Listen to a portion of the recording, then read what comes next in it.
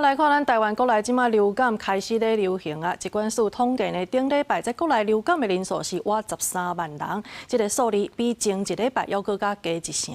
今仔日10月初1开始，这公费流感疫苗开放，互人来做。新德市是来增加线顶的平台，互民众会当减少伫现场等的时间，希望提高注射意愿。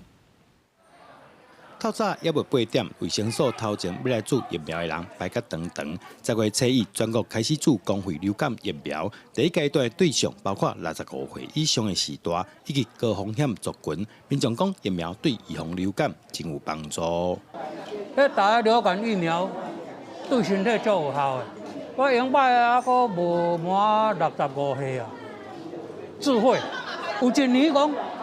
那个疫苗无够，无做吼，迄年就一直感冒，愈来愈严重呢。新德市今年佮增加疫苗网络线顶平台，互民众会当减少等待的时间，唔免了时间等，也提高民众注疫苗的意愿。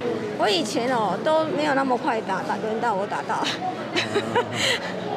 那今年就比较快。网络上搜寻就可以发现有新竹疫苗预约系统，那点进去之后呢？ 它假如说你是新竹通的用户，它自动就会登录。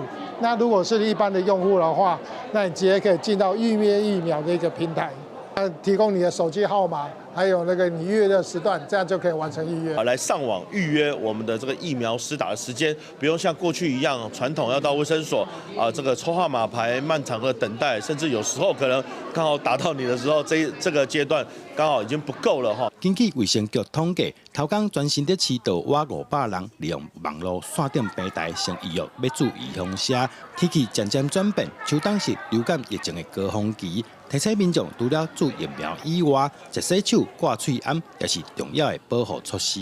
记者杜君和新德报道。